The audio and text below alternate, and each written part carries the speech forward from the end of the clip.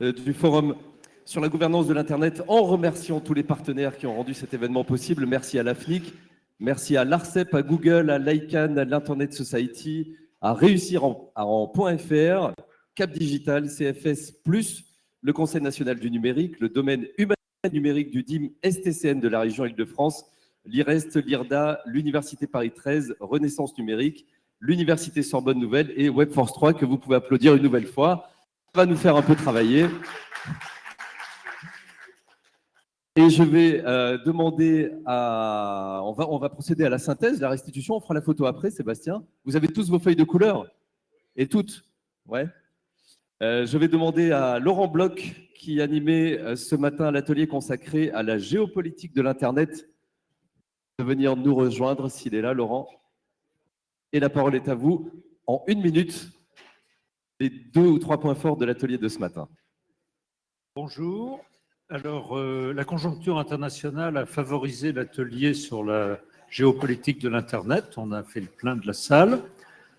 On a eu un premier exposé de Madame Bertrand, professeure de droit à l'Université de Rennes, qui nous a fait un exposé sur les problèmes de régulation de l'Union européenne face notamment à la Chine. Nous avons été nombreux, je crois, à apprendre l'existence d'une loi chinoise de 2017 qui est l'équivalent chinois du Patriot Act et du Cloud Act américain et qui justifie l'interdiction que l'Union européenne essaye d'imposer pour le recours au matériel de télécommunications chinois. Bon, moi je pense que si on fait ça, il faut aussi interdire Cisco, hein, mais enfin bon, ça c'est après à eux de voir. Hein. Ensuite, un second exposé de Richard Coffre de l'AFNIC sur le raccordement des Outre-mer à l'Internet. Et là aussi, nous avons appris beaucoup de choses, parce que c'est des choses dont on ne parle que rarement. Nous avons notamment appris que la Réunion était extraordinairement bien raccordée à la fibre, mieux que la moyenne de la France métropolitaine, et que ce département d'Outre-mer misait à fond sur l'Internet pour améliorer le sort de circulation. Par contre, à Mayotte ou à Saint-Pierre-et-Miquelon, c'est vraiment pas terrible, c'est même franchement très mauvais. Mais il y a un problème aussi de souveraineté dans la mesure où la plupart des territoires, départements et régions d'outre-mer accèdent par des moyens, par des câbles qui passent par des territoires étrangers et que certains départements ont même des noms de domaine qui sont détenus par des entités étrangères, ce qui ne va pas sans poser des problèmes juridiques et de souveraineté internationaux, notamment la Guadeloupe, la Martinique et la Guyane. Voilà. Ensuite, nous avons eu 2 exposés, un de Louis Pétignot, un de Kevin Limonier. Louis Pétignot sur l'Internet ukrainien, posait des problèmes de frontières. Il y a des problèmes, l'Internet devient un enjeu territorial et un enjeu de souveraineté dans les guerres, au même titre que les territoires physiques.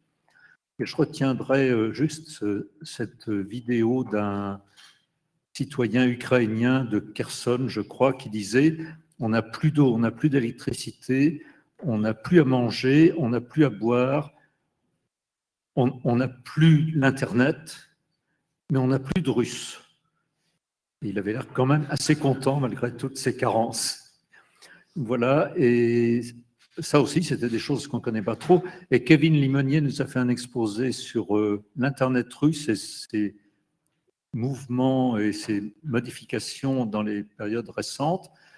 L'Internet russe suit la pente de la société et de l'État russe, c'est-à-dire la pente de la désagrégation. Alors, on ne sait pas quand ça va s'effondrer complètement, peut-être dans 6 jours, peut-être dans 6 ans, nous a dit Kevin, mais de toute façon, ça va mal.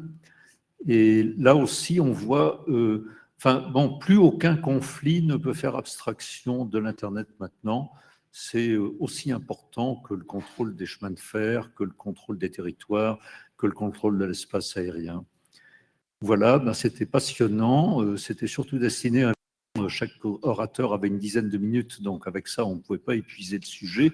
L'idée, c'était surtout de donner des pistes aux auditeurs pour qu'ils aient l'idée d'aller approfondir un peu, d'aller lire les travaux des auteurs, des orateurs que nous avons entendus et de chercher par eux-mêmes, parce qu'il y avait des trucs.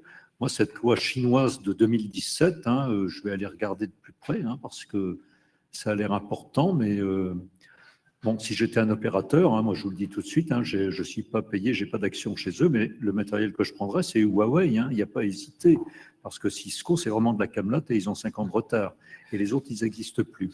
Et ce sera le mot de la conclusion. Merci beaucoup, Laurent. Chaque orateur ait le temps de s'exprimer également. Merci beaucoup pour cette synthèse. Je demande à Jean-François Lucas maintenant de venir nous rejoindre. Jean-François, la synthèse en 1 minute et 3 idées pour l'atelier Via Digitalis. Je sais que c'est un exercice difficile. Bonjour à tous. Moi, je m'appelle donc Jean-François Lucas. Je suis délégué général de Renaissance Numérique. Alors, ça va être très rapide parce que la mauvaise nouvelle, mais la bonne nouvelle pour Laurent Bloch, c'est qu'il nous a fait une concurrence totalement loyale au point de remplir sa salle et de vider la nôtre. Donc, on n'a pas eu d'atelier. Il nous fallait un nombre minimum de personnes pour pouvoir faire un atelier créatif. On a essayé. On s'est dit avec le comité d'organisation qu'on allait tenter. On devait parler de 2 facteurs de changement, de l'exponentielle intermédiation numérique des interactions humaines et du numérique tiraillé entre centralisation et décentralisation. En fait, c'est basé sur un travail prospectif que Renaissance Numérique, avec l'ensemble de ses 38 adhérents, a publié récemment. Donc, je vous invite à le lire, le consulter, soit en ligne, soit la bonne nouvelle, c'est qu'a priori, ça intéresse du monde, puisque les 40 rapports sont partis, je crois, ou sont encore là. Et 3 idées, non, j'en ai pas, j'en ai une, c'est qu'on pourrait peut-être faire 3 ateliers via Digitalis en parallèle l'année prochaine. L'année prochaine. Comme ça, on aura du monde. Et au-delà de la blague, c'est que voilà, c'est aussi un programme, une réflexion. On a été assez humble sur le rapport, qui est sérieux, mais en fait, c'est vraiment une première brique. Ce n'est pas un rapport prospectif qui a demandé 2 ans. Donc, il y a plein de choses à redire, il y a plein de choses à revoir. Et on est en train de réfléchir avec plusieurs compagnons de route à la manière dont on peut cultiver en fait, ces facteurs de changement dans le temps et au travers de différents ateliers. Voilà pour Merci. Du coup l'atelier. Merci beaucoup, Jean-François Lucas. Et on fera mieux l'année prochaine, c'est promis. 3e atelier de ce matin était consacré à l'usurpation dans les courriels et je demande à Marc Van der Waal de venir nous rejoindre. Pareil, exercice difficile, 1 minute, 3 idées. Bonjour, comme Jean-François Lucas, c'était un atelier en petit comité. Et en fait, plus un tutoriel qu'un atelier pour être vraiment sincère. Cela dit, ce que je voulais quand même appuyer, c'est dans les 3 idées principales à retenir de cet atelier, c'était que d'une part, des solutions techniques existent pour lutter contre l'usurpation dans les mails. Et donc, de manière plus générale, contre le hameçonnage. Mais que ces solutions sont encore assez mal déployées, notamment sur le .fr, où j'ai fait une étude plutôt dans cette année. Et ensuite, la seconde partie de ce tutoriel était une démonstration où j'ai pu montrer comment on pouvait se protéger contre l'usurpation identitaire avec un cas concret, et les questions de l'audience ont été intéressantes également, et poser des questions sur des cas concrets de déploiement et tout ce qui peut compliquer le déploiement de ces mécanismes de sécurité. Je vous remercie. Merci beaucoup, Marc Van der Waal. Premier atelier de cet après-midi, je demande à Samy Swissi de venir nous rejoindre. C'était l'atelier consacré à l'intelligence artificielle et à la cybersécurité. Qui relève d'une blague. On n'a aucun atelier sur l'intelligence artificielle et aucun atelier sur la cybersécurité. Et du coup, on a dit à Samy, tiens, tu vas faire un atelier sur les 2 sujets. Du coup, j'ai combiné les sujets IA et cybersécurité. C'est vrai qu'au premier abord, ça sonne un peu bullshit, mais au final, il y a des enjeux, il y a des sujets, il y a des travaux, il y a des opportunités aussi sur ce sujet-là. Autour de la table ronde, j'avais des interlocuteurs de l'INRIA, la directrice de Prairie, qui est le centre parisien de recherche en intelligence artificielle, qui est le pôle principal en France sur la recherche de l'IA. Il y avait aussi l'ANSSI, qui a aussi abordé le triptyque des enjeux de cybersécurité avec l'IA, qui sont la sécurité de l'IA, faut voir comment on sécurise l'IA en tant que modèle, algorithme, etc., mais aussi comment sécuriser les systèmes d'IA, les déploiements de l'IA. Il y a aussi le volet de comment on se sécurise de l'IA quand l'IA est utilisée par des, par des attaquants, par des individus malveillants. Et du coup, au final, il y a la troisième partie où là, on voit le verre plus à moitié plein, où on parle d'IA dans les solutions de cybersécurité. Et là, on avait un intervenant d'Arfanglab, qui est une solution d'EDR qui inclut de l'IA dans ces solutions de détection EDR. Et là, on essaie de voir qu'il y a des choses qui sont en train d'être faites, des choses qui sont industrialisées pour améliorer la détection des attaques et aussi la partie orchestration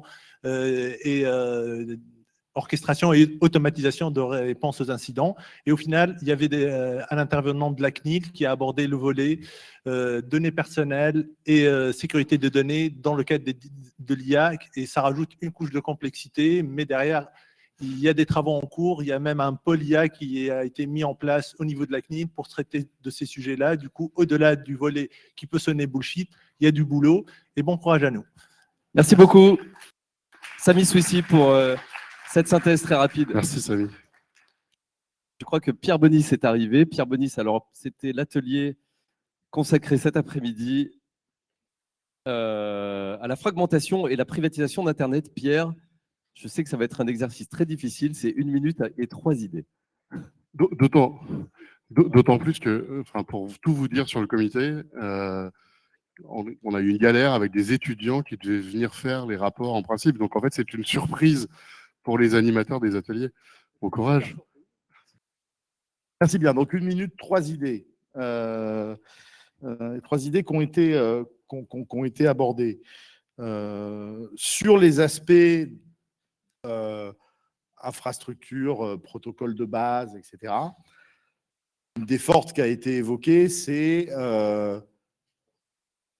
garder l'idée que les identifiants doivent être uniques et que on ne crée pas des sortes d'archipels qui fonctionnent plus ou moins de la même manière et qui donnent l'impression qu'on fait la même chose mais avec des protocoles différents. Autrement dit, ces identifiants uniques qui permettent que chacun puisse parler à chacun dans le monde entier avec la même règle et le même type de protocole technique pour éviter que les gens aient l'impression qu'ils parlent au monde entier, mais au fait parlent juste à un petit club dont ils ne se rendent pas compte qu'il est restreint.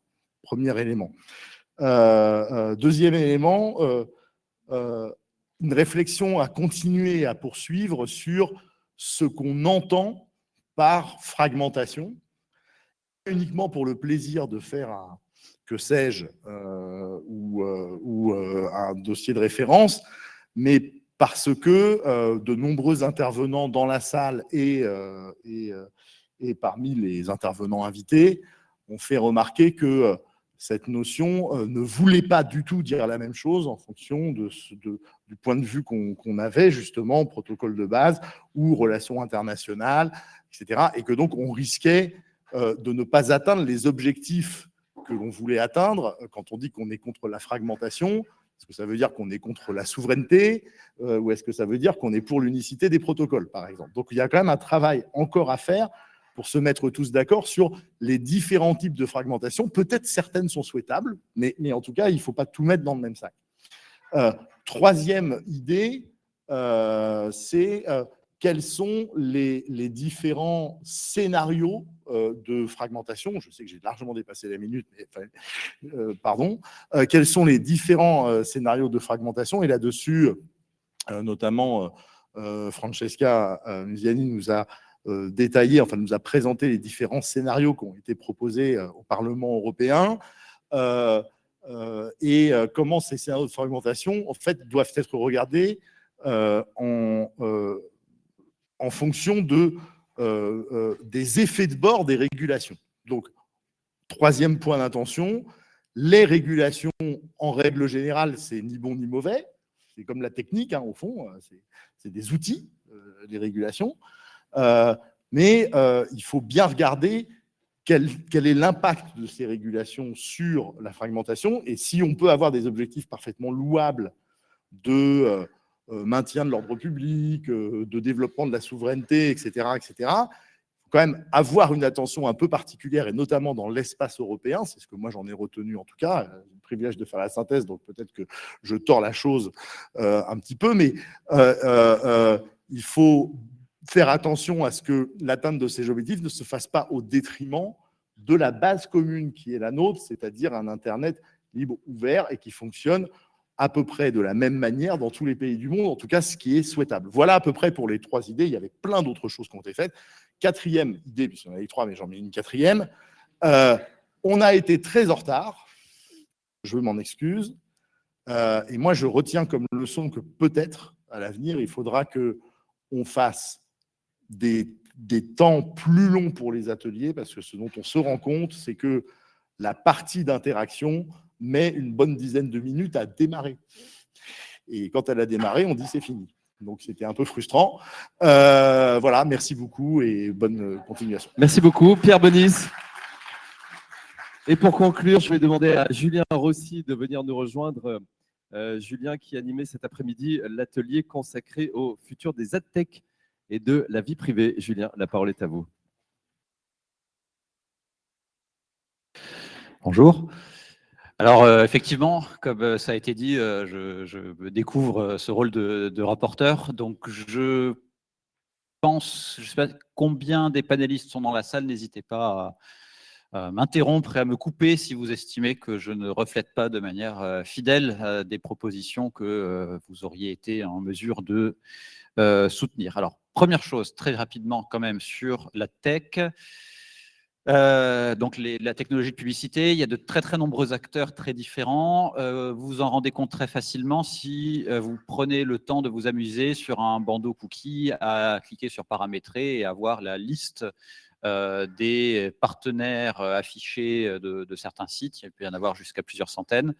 Voilà, des navigateurs aux supply side platforms, aux ad exchange, en passant par les éditeurs, les annonceurs, etc. Il y a plein de gens différents. Ça ne simplifie pas le traitement du sujet. Dans notre table ronde, nous avions principalement des acteurs issus du monde académique et de l'industrie. Et donc, ce qui est intéressant, que les différents acteurs de l'industrie, selon la position où ils se situent, n'ont pas nécessairement ni les mêmes intérêts, ni les mêmes idées. Un premier élément de recommandation à retenir, c'est la nécessité à l'avenir, nous n'y sommes pas arrivés, on a essayé au maximum, mais on n'a pas réussi, c'est de réussir à inclure les éditeurs de presse dans la discussion. Pourquoi ? Parce que la question des adtech, c'est quand même leur modèle économique, et c'est également la question du financement de l'information, parce que ce ne sont pas nécessairement les sites qui ont l'information de la plus grande qualité qui bénéficient le plus de l'argent de la publicité programmatique. Deuxième point qui, j'ai l'impression, a fait consensus dans la table ronde, c'est qu'il faut prendre au sérieux le consentement tel que défini dans le règlement général de protection des données. Ce n'est pas parce que beaucoup de gens ne le prennent pas au sérieux qu'on ne peut pas ou qu'on ne doit pas le prendre au sérieux. Et on a cette annonce qui a été faite qu'a priori, l'industrie devrait finir par renoncer à l'idée d'utiliser l'intérêt légitime du responsable de traitement pour faire de la publicité ciblée sans opt-in. Enfin, explorer les modèles alternatifs. Alors, il y avait des désaccords sur les modèles alternatifs pertinents.